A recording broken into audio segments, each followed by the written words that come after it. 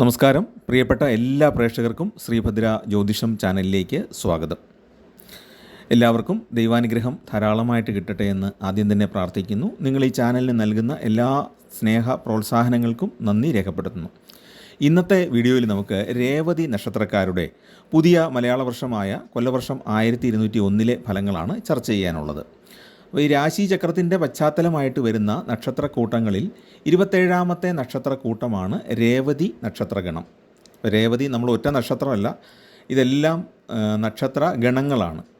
നൂറുകണക്കിന് അല്ലെങ്കിൽ ആയിരക്കണക്കിന് നക്ഷത്രങ്ങൾ ചേർന്ന ഗണങ്ങളാണ് ഈ രാശിചക്രത്തിൻ്റെ പശ്ചാത്തലമായിട്ട് നിൽക്കുന്നത്. അപ്പോൾ ഇതിൽ മീനക്കൂറിലാണ് രേവതി നക്ഷത്രം ഉൾപ്പെടുന്നത്. രാശിചക്രത്തിൻ്റെ മീനം രാശി വരുന്ന ഭാഗത്ത് മീനൻ രാശിയുടെ അവസാന 13°20' ഈ രേവതി നക്ഷത്രം വരുന്നത്. ഈ വർഷത്തെ ഗ്രഹനിലകൾ നമ്മൾ നോക്കുമ്പം അല്ലെങ്കിൽ ഗ്രഹസ്ഥിതി നോക്കുമ്പോൾ ശനിക്കും രാഹുവിനും കേതുവിനും മാറ്റമില്ലാത്ത ഒരു മലയാള വർഷമാണ്. അതേസമയത്ത് വ്യാഴത്തിന് മിഥുനം രാശിയിൽ നിന്നും കർക്കടകത്തിലേക്കും തിരികെ മിഥുനം രാശിയിലേക്കും വരുന്ന ഒരു ഗതിമാറ്റം ഉണ്ട്. അതായത് ഒക്ടോബർ 18 മുതൽ ഡിസംബർ 5 വരെയാണ് കർക്കടകത്തിലേക്ക് വ്യാഴം പോകുന്നത്. തിരികെ വീണ്ടും മിഥുനത്തിലേക്ക് തന്നെ എത്തിച്ചേരും. അപ്പോൾ ഈ രേവതി നക്ഷത്രക്കാരുടെ സ്വഭാവ സവിശേഷതകൾ നോക്കുമ്പോൾ അവർ വളരെ ശാരീരിക ബലമുള്ളവരും എവിടെ നിന്നാലും മറ്റുള്ളവരാൽ ശ്രദ്ധിക്കുന്ന ആൾക്കാരും ആയിരിക്കും. ശാരീരിക ബലം എന്ന് പറഞ്ഞാൽ ഭയങ്കര മസിൽമാനാണ്, അല്ലെങ്കിൽ മസിലുള്ള ഭയങ്കര ശക്തിയായ ലേഡി, അങ്ങനെയല്ല. ശരീരം നല്ല ആരോഗ്യമുള്ള ശരീരമായിരിക്കും. ഇവരെ വളരെ കാരുണ്യമുള്ളവരും സൗഹൃദങ്ങൾക്ക് വില കൽപ്പിക്കുന്ന ആളുകളും ആയിരിക്കും. വളരെയേറെ നേതൃത്വ ഗുണമുള്ള നക്ഷത്രക്കാരാണ് രേവതി നക്ഷത്രക്കാർ. എപ്പോഴും ആകർഷണീയമായൊരു വ്യക്തിത്വം അവർക്ക് ഉണ്ടായിരിക്കും. ജനങ്ങൾക്ക് വളരെ ഇഷ്ടമുള്ളവരായിരിക്കും. ധനവും ബുദ്ധിയും ഉണ്ടായിരിക്കും. നല്ല ശരീരഘടനയുണ്ടായിരിക്കും. പിന്നെ സ്ത്രീകളുമായിട്ട് സൗഹൃദം പുലർത്തുന്ന ആളുകളായിരിക്കും പുരുഷന്മാരാണെങ്കിൽ. തിരികെ സ്ത്രീകളാണെങ്കിൽ പുരുഷന്മാരുമായിട്ട് നല്ല സൗഹൃദങ്ങളൊക്കെ പുലർത്തുന്ന ആളുകളായിരിക്കും. നല്ല സൗഹൃദ ബന്ധങ്ങൾ, നല്ല സുഹൃത്ത് ബന്ധങ്ങൾ ആണ് ഇവർ എപ്പോഴും മാനേജ് ചെയ്യുന്നത്. അത് നമ്മൾ പ്രത്യേകം ശ്രദ്ധിക്കണം. സുഹൃത്തുക്കളോട് വളരെ ആഭിമുഖ്യമുള്ള നക്ഷത്രക്കാരാണ്. ഇവരേർപ്പെടുന്ന ഏത് രംഗങ്ങളിലും പെട്ടെന്ന് നേതൃസ്ഥാനത്തെത്താനായിട്ട് അവർക്ക് കഴിവുണ്ട്. ഏത് രംഗത്ത് പ്രവർത്തിച്ചാലും അത് വളരെ വിദഗ്ധമായിട്ട് അത് കൈകാര്യം ചെയ്യാനുള്ള ശേഷിയും ഈ നക്ഷത്രക്കാർക്ക് ഉണ്ട്. ഇതൊക്കെയാണ് രേവതി നക്ഷത്രക്കാരുടെ ഒരു പ്രത്യേകത. പുരുഷന്മാർക്ക് വിവാഹശേഷം കൂടുതൽ അഭിവൃദ്ധി ഉണ്ടാകുന്നതായിട്ടാണ് കാണുന്നത്. വീടിനോടും ദേശത്തോടും ഒക്കെ സ്നേഹമുള്ള ആൾക്കാരായിരിക്കും. ദേശദേവതയ്ക്ക് വേണ്ടിയിട്ടൊക്കെ അവർ നന്നായിട്ട് പ്രവർത്തിക്കുന്നവരായിരിക്കും. പിന്നെ ഏത് മതക്കാരാണെങ്കിലും ആ മതപരമായ വിശ്വാസങ്ങൾ കാത്തു സൂക്ഷിക്കാനും ഇവർക്ക് താല്പര്യമുണ്ടായിരിക്കും. ഒരു ആത്മീയത ഉള്ളിലുള്ള നക്ഷത്രക്കാരാണ് ഈ രേവതി നക്ഷത്രക്കാർ. ഇവർ ജീവിതത്തിൽ എല്ലാ സുഖങ്ങളും അനുഭവിച്ചായിരിക്കും മുന്നോട്ട് പോകുന്നത്. പിന്നെ ആത്മാർത്ഥതയുള്ളവരാണ്, മധുരമായിട്ട് സംസാരിക്കുന്നവരാണ്, വലിയ ജാടയൊന്നും ഇല്ലാത്ത ആളുകളാണ്. വളരെ ആകർഷണീയമായ തന്മയത്വത്തോടു കൂടിയാണ് ഇവരുടെ സംസാര രീതി. അതുകൊണ്ട് തന്നെ നമുക്ക് കുടുംബത്തിലെ ഒരാൾ എന്ന പോലെ തോന്നും പലപ്പോഴും. നമുക്ക് അവരുടെ സഹായം സ്വീകരിക്കാനോ അവരോട് എന്തെങ്കിലും ആവശ്യപ്പെടാനോ ഒന്നും ഒരു മടിയും തോന്നുകയില്ല. അവരത് സഹായിക്കുകയും ചെയ്യും. ആവശ്യമില്ലാതെ ആരെയും വകവെച്ച് കൊടുക്കാത്ത ആൾക്കാരുമാണ് രേവതിക്കാർ. വേറൊരാളുടെ കീഴടങ്ങി ജീവിക്കുന്ന ഒരു ടൈപ്പല്ല, സ്വതന്ത്ര ജീവിതം നയിക്കുന്ന ആളുകളാണ്. പക്ഷേ ആരോടും പരസ്യമായിട്ട് സമരം ചെയ്യുകയോ യുദ്ധം ചെയ്യുകയോ ഒന്നും ചെയ്യാതെ ആണ് അവരുടെ പോക്ക്. അവരുടെ വ്യക്തിത്വം അവരെപ്പോഴും കാത്തു സൂക്ഷിക്കും. പിന്നെ ഇവരുടെ ഒരു പ്രശ്നം എന്താണെന്ന് ചോദിച്ചു കഴിഞ്ഞാൽ, ഇവർ ഈ രഹസ്യം മൂടിപ്പൊതിഞ്ഞ് കൊണ്ടു നടക്കുന്ന ആൾക്കാരല്ല. ഇവരുടെ മിക്കവാറും സുഹൃത്തുക്കളുമായിട്ടൊക്കെ ഷെയർ ചെയ്താണ് അവരുടെ ജീവിതം മുന്നോട്ട് പോകുന്നത്. ആരെയും അന്ധമായിട്ട് വിശ്വസിക്കുകയൊന്നുമില്ല. പിന്നെ വിശ്വാസം തോന്നിക്കഴിഞ്ഞാൽ അവരെ ഹൃദയത്തോട് ചേർത്ത് തന്നെ ജീവിതത്തിൽ മുന്നോട്ട് കൊണ്ടുപോവുകയും ചെയ്യും. അല്പം മുൻകോപം ഉണ്ടായിരിക്കും. പിന്നെ ഇവർക്ക് ഒരു പ്രത്യേകതയുള്ളത് ഓരോ സമയത്തും തോന്നുന്ന കാര്യങ്ങൾ അപ്പോൾ ചെയ്യുക എന്നുള്ളതാണ്. ഒരു കാര്യം നേടിയെടുക്കാനായിട്ട് ഇവർ ഉദ്ദേശിച്ചാൽ എന്ത് മാർഗം ഉപയോഗിച്ചും അവരത് നേടിയെടുക്കുകയും ചെയ്യും. ഇവർക്ക് അതുകൊണ്ട് തന്നെ ചില പ്രയാസങ്ങൾ ഉണ്ടായിരിക്കും. പെട്ടെന്ന് എടുത്തിയാടി ചെയ്യുന്ന ചില തീരുമാനങ്ങളിൽ അല്പം സാമ്പത്തിക നഷ്ടമോ അല്ലെങ്കിൽ ഒരല്പം പരാജയമോ ഒക്കെ ഉണ്ടാകാനുള്ള സാധ്യതയുണ്ട്. 1-2 തവണ ശ്രമിച്ചാൽ ഇവർക്കത് സാധിച്ചെടുക്കാനും കഴിയും. ഇടയ്ക്കിടയ്ക്ക് ജീവിതത്തിൽ കയറ്റിറക്കങ്ങളൊക്കെ ഉണ്ടാകുന്ന ഒരു രീതിയാണ് ഇവർക്ക് ജീവിതത്തിൽ ഉള്ളത്. ദൈവവിശ്വാസികളായിരിക്കും. മതാചാരങ്ങളിൽ പ്രിയമുള്ളവരായിരിക്കും. അനുഷ്ഠാനങ്ങളൊക്കെ പാലിക്കാൻ ഇഷ്ടമുള്ളവരും ആയിരിക്കും. യാഥാസ്ഥിതികമായ ആചാരങ്ങളെ മനസ്സിൽ ഉൾക്കൊണ്ട് തന്നെ ആധുനികമായ കാര്യങ്ങളും ചെയ്യാൻ അവർക്ക് കഴിയും. അല്പം പിടിവാശിയുണ്ട് എന്നുള്ളത് ആണ് ഇവരുടെ ഒരു നെഗറ്റീവ് സൈഡ്. പിന്നെ ഇവരുടെ ഏതെങ്കിലും ആശയങ്ങളൊക്കെ പരാജയപ്പെട്ടാൽ അവർക്ക് ഒരല്പം ക്ഷീണമാണ്, മനസ്സിനൊരു ശകലം സങ്കടമൊക്കെ ഉണ്ടാകുകയും ചെയ്യും. നാടകം, സിനിമ, അതുപോലെ തന്നെ നൃത്തം തുടങ്ങിയ കാര്യങ്ങളിലൊക്കെ ഇവർക്ക് ഭയങ്കരമായ കഴിവ് ഉണ്ടായിരിക്കും. നമ്മൾ പ്രതീക്ഷിക്കുന്നതിലപ്പുറം ഉള്ള കഴിവ് ഇവർക്ക് ഉണ്ടായിരിക്കും. പിന്നെ സന്മാർഗ ജീവിതത്തിൽ നിന്നും അല്പം വ്യതിചലിച്ചുള്ള സ്വഭാവമാണ് പലരിലും കണ്ടുവരുന്നത്. നമ്മൾ ഒരു സമൂഹത്തിൻ്റെ ചില ചട്ടക്കൂടുകളുണ്ടല്ലോ, അതിൽ ഒതുങ്ങി നിൽക്കുന്നവരല്ല രേവതി നക്ഷത്രക്കാർ. അതിൽ നിന്ന് അല്പം വ്യതിചലിച്ചായിരിക്കും ഇവരുടെ ആ സ്വഭാവം പോകുന്നത്. അപ്പം നമ്മളതിനെ നെഗറ്റീവായിട്ടൊക്കെ വിശദീകരിക്കാറുണ്ട്. പക്ഷേ എങ്കിൽ പോലും ഇവരെ അതിനെപ്പറ്റി അധികം വ്യാകുലപ്പെടുന്ന ആളുകളല്ല. വ്യാഴത്തിൻ്റെ പ്രഭാവമാണ് ഇവർക്ക് കൂടുതലുള്ളത്. മീനക്കൂറ് എന്ന് പറയുന്നത് വ്യാഴത്തിൻ്റെ ആധിപത്യമുള്ള രാശിയായതുകൊണ്ട് വ്യാഴത്തിൻ്റെ പ്രഭാവം ആധ്യാത്മികത ഉള്ളിൽ വളരാനായിട്ട് സഹായിക്കും. അതേ സമയത്ത് തന്നെ നല്ല ഭക്ഷണം, നല്ല ജീവിതം, നല്ല വീട് തുടങ്ങിയ ആശയങ്ങളൊക്കെ ഇവർക്ക് ഉണ്ടായിരിക്കും. വീടൊക്കെ ആണെങ്കിൽ പാരമ്പര്യവും ആധുനികതയും ഇടകലർന്ന രീതിയിലായിരിക്കും ഇവർ വീട് വെക്കുന്നത്. ആൻറ്റിക്കായിട്ടുള്ള സാധനങ്ങളോട് ഭയങ്കര ഇഷ്ടമായിരിക്കും, പുരാതനമായ സാധനങ്ങളൊക്കെ ഇഷ്ടമായിരിക്കും. അതേസമയത്ത് ആധുനിക സൗകര്യങ്ങളെല്ലാം വീട്ടിൽ കാണുകയും ചെയ്യും.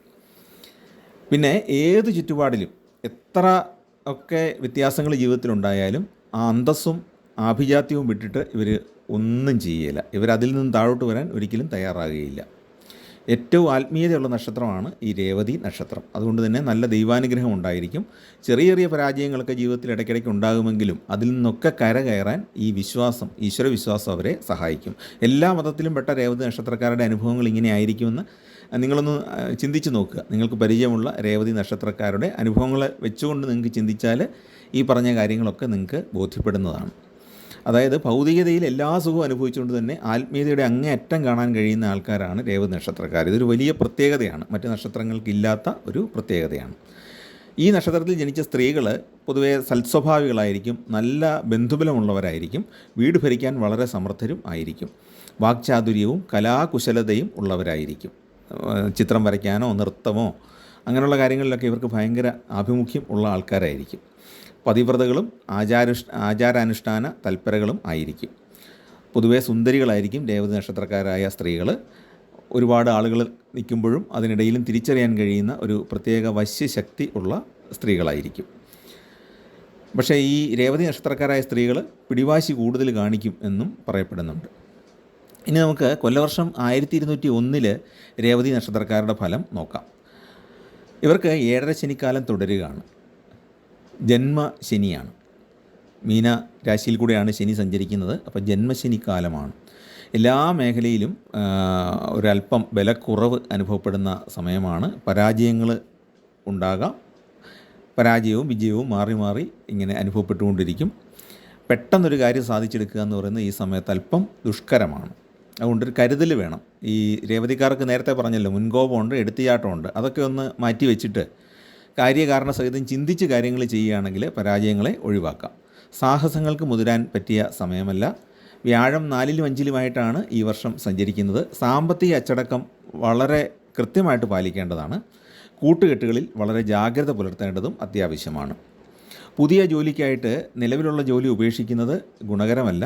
പല തവണ ആലോചിക്കണം. അതുപോലെ മറ്റേ ജോലി കിട്ടും എന്ന് ഉറപ്പുവരുത്തിയിട്ട് മാത്രമേ നിലവിലുള്ളത് കളയാവുള്ളൂ, അല്ലെങ്കിൽ ദുഃഖിക്കേണ്ടി വരും. നിലവിലെ ബിസിനസ് മുന്നോട്ട് കൊണ്ടുപോകാനായിട്ട് സാധിക്കും, നിലവിലുള്ള രീതിയിൽ തന്നെ കൊണ്ടുപോകാൻ സാധിക്കും. പക്ഷേ വലിയ തോതിൽ അതിലേക്ക് പണം മുടക്കുന്നത് ഇപ്പോൾ അഡ്വൈസബിൾ അല്ല. ഇപ്പം നമുക്കങ്ങനെ ചിന്തിക്കാൻ പറ്റില്ല. കാരണം ജന്മശനിയാണ്.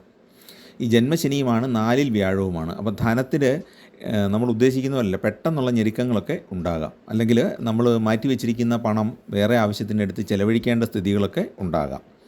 കുടുംബപരമായ കാര്യങ്ങൾക്ക് വേണ്ടി എടുക്കേണ്ടി വന്നേക്കാം.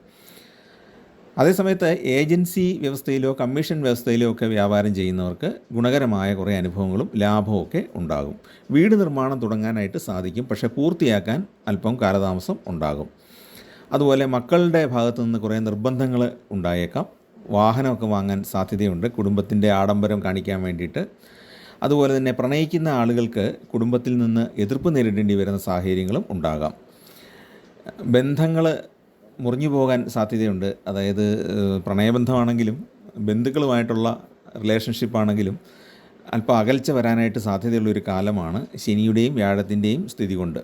പിന്നെ മറ്റ് ഗ്രഹങ്ങളും മാറി ഒരു മാസം 1.5 മാസം കൊണ്ട് മാറി മാറി രാശി മാറി വരുന്നുണ്ടല്ലോ. അപ്പോൾ ഇവരെ സംബന്ധിച്ചിടത്തോളം വ്യാഴം 12-ലാണ്. ആ ഒരു ചിങ്ങത്തിൽ കേതു സഞ്ചരിക്കുന്ന ഒരു സംഭവമുണ്ട്. അപ്പോൾ അതെല്ലാം കൂടെ ആകുമ്പോഴത്തേനും ഈ ബന്ധങ്ങളിലൊരല്പം പ്രശ്നങ്ങളുണ്ടാകാനുള്ള സാധ്യതയുണ്ട്. ആത്മീയ സാധനകൾ കൃത്യമായിട്ട് മുന്നോട്ട് കൊണ്ടുപോകുന്നത് നന്നായിരിക്കും. നല്ല ഈശ്വരവിശ്വാസവും നല്ല ഭക്തിയുമൊക്കെ മനസ്സിൽ കരുതുന്നത് നന്നായിരിക്കും.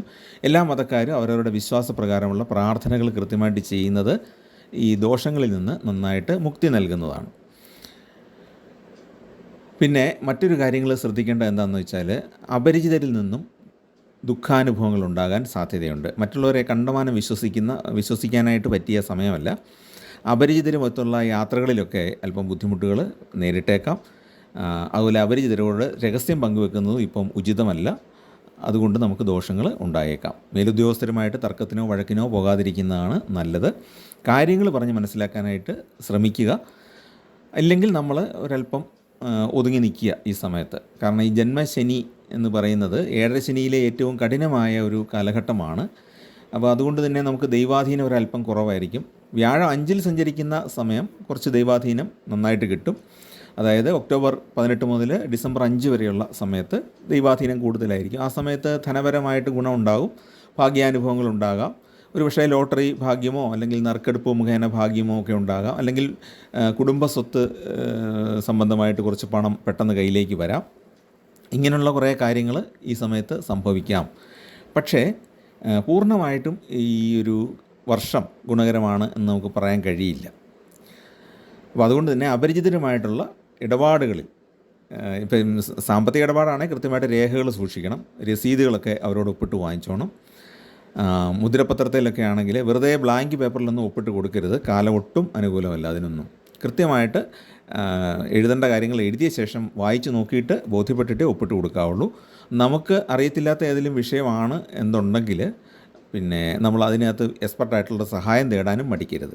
പിന്നെ ഗവേഷണ വിദ്യാർത്ഥികളൊക്കെ ഗവേഷണ പ്രബന്ധങ്ങൾ സംബന്ധിച്ച കാര്യങ്ങളൊക്കെ അല്പം രഹസ്യമായിട്ട് സൂക്ഷിക്കുന്നതാണ് നല്ലത് ഈ സമയത്ത്. പ്രത്യേകിച്ച് വളരെ പർട്ടിക്കുലറായിട്ടുള്ള മുൻപ് ചെയ്തിട്ടില്ലാത്ത പുതിയ വിഷയങ്ങളൊക്കെ ഗവേഷണം ചെയ്യുന്ന രേവതി നക്ഷത്രക്കാർ അവരുടെ രഹസ്യം ചോർന്നു പോകാനുള്ളൊരു സാധ്യതയാണ് ഈ സമയത്തുള്ളത്.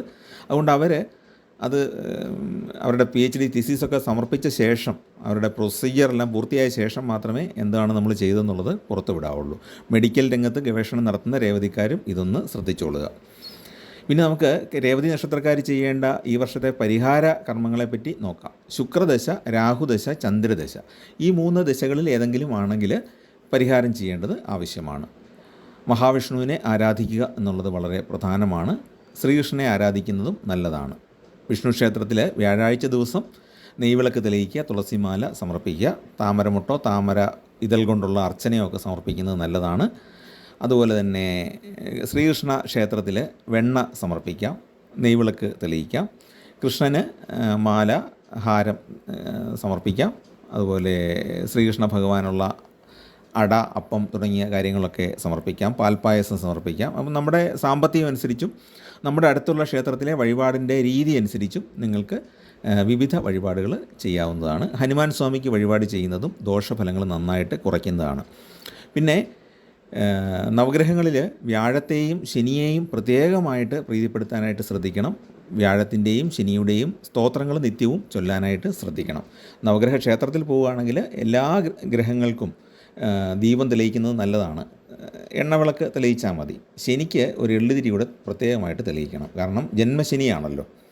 അപ്പോൾ ശനി ഭഗവാന്റെ ആ ദോഷാനുഭവം മാറാനും ഗുണഫലം കിട്ടാനും അത് കൂടുതൽ ഗുണകരമാണ്. അതുപോലെ തന്നെ മഹാദേവൻ്റെ ക്ഷേത്രത്തിൽ കൂവളമാല സമർപ്പിക്കുക, അതുപോലെ ഭസ്മാഭിഷേകം ചെയ്യാം, ഭസ്മം സമർപ്പിക്കാം, അങ്ങനെയുള്ള കാര്യങ്ങളൊക്കെ ചെയ്യാം. പിന്നെ ക്ഷേത്ര സംബന്ധമായിട്ട് അല്ലെങ്കിൽ നിങ്ങളുടെ ആരാധനാലയങ്ങളിലുള്ള സിസ്റ്റം അനുസരിച്ച് അന്നദാനമോ വസ്ത്രദാനമോ അങ്ങനെയുള്ള കാര്യങ്ങളിലും പങ്കെടുക്കാവുന്നതാണ്. പിന്നെ ദേവീക്ഷേത്രത്തിൽ മുത്തുമാല സമർപ്പിച്ച് പ്രാർത്ഥിക്കുന്നത് നല്ലതാണ്. വിവാഹമൊക്കെ നടക്കാൻ ആഗ്രഹിക്കുന്നവർ പട്ട് സമർപ്പിക്കണം, ഒരു ഹാരവും വാങ്ങിയിട്ട് സമർപ്പിക്കണം. പിന്നെ ബുധനാഴ്ച ദിവസം ദാനം ചെയ്യുന്നത് കൂടുതൽ നല്ലതാണ്. ബുധനാഴ്ച ദിവസങ്ങളിൽ ദാനങ്ങൾ ചെയ്യുക. അർഹതയുള്ളവർക്ക് വേണം കൊടുക്കാൻ, അതൊന്ന് ശ്രദ്ധിച്ചോണം. എല്ലാവർക്കും ചുമ്മാ വാരി കൊടുത്തിട്ട് കാര്യമില്ല. ശരിക്കും വസ്ത്രത്തിനോ ആഹാരത്തിനോ അല്ലെ മരുന്നിനോ ഒക്കെ വിഷമിച്ചിരിക്കുന്ന ആളുകളെ സഹായിക്കുക. അപ്പോൾ ഇതൊക്കെ എല്ലാവർക്കും ചെയ്യാവുന്ന കാര്യമാണ്. അപ്പോൾ ഇതൊക്കെ ചെയ്തു കഴിഞ്ഞാൽ നമ്മുടെ ദോഷങ്ങൾ നന്നായിട്ട് പരിഹരിക്കപ്പെടും. പൂർവ്വജന്മകൃതമായ പാപങ്ങളോ അങ്ങനെയുള്ള വിശ്വാസമുള്ളവർ ആ പാപങ്ങളൊക്കെ കുറയ്ക്കാനായിട്ട് ഇതുകൊണ്ട് സാധിക്കും. നമ്മൾ പല ആചാരങ്ങളും ആധുനികർ പറയും തെറ്റാണ്, ഇതിനകത്ത് സയൻറ്റിഫിക് ആയിട്ടുള്ള പ്രൂഫൊന്നും ഇല്ല എന്ന്. പക്ഷേ നമ്മൾ വിശ്വാസികളൊന്ന് ചിന്തിച്ച് നോക്കി, നിങ്ങളുടെ ജീവിതത്തിൽ നിങ്ങൾ ഓരോരോ കാര്യങ്ങൾ പരിഹാര കർമ്മങ്ങൾ ചെയ്യുമ്പോഴും നിങ്ങളുടെ ജീവിതത്തിലും നിങ്ങളുടെ കുട്ടികളുടെ ജീവിതത്തിലൊക്കെ ഉണ്ടാകുന്ന വ്യത്യാസങ്ങളെപ്പറ്റി നിങ്ങളൊന്ന് ആലോചിച്ച് നോക്കുക. അപ്പം നിങ്ങൾക്ക് ബോധ്യപ്പെടും ഇതിലൊക്കെ ചില കാര്യങ്ങൾ ഉണ്ട് എന്നുള്ളത്. അപ്പോൾ ചാനൽ ഇഷ്ടപ്പെട്ടെങ്കിൽ നിങ്ങൾക്ക് ഇത് ഈ പറയുന്ന കാര്യങ്ങളിൽ ഒക്കെ സത്യമുണ്ട് എന്ന് തോന്നുന്നുണ്ടെങ്കിൽ ദയവായിട്ടൊന്ന് സബ്സ്ക്രൈബ് ചെയ്ത് സഹായിക്കുക. നിങ്ങളുടെ കൂട്ടുകാർക്കും ബന്ധുക്കൾക്കും പരിചയക്കാർക്കൊക്കെ ഒന്ന് ഷെയർ ചെയ്ത് കൊടുക്കുക. എല്ലാവർക്കും ഈശ്വരാനുഗ്രഹം ധാരാളമായിട്ടുണ്ടാകട്ടെ. ഈ വർഷം നിങ്ങൾക്ക് വളരെ ഐശ്വര്യപൂർണ്ണമാകട്ടെ എന്ന് പ്രാർത്ഥിക്കുന്നു. എല്ലാ കാര്യങ്ങളിലും ഒരു സൂക്ഷ്മതയും ശ്രദ്ധയും പുലർത്താനായിട്ട് രേവതി നക്ഷത്രക്കാർ പ്രത്യേകം ശ്രദ്ധിക്കേണ്ടതാണ്. നിങ്ങൾക്ക് നിങ്ങളുടെ കുടുംബത്തിനും എല്ലാവിധ ഐശ്വര്യങ്ങളും ഉണ്ടാകട്ടെ എന്ന് പ്രാർത്ഥിക്കുന്നു. നമസ്കാരം.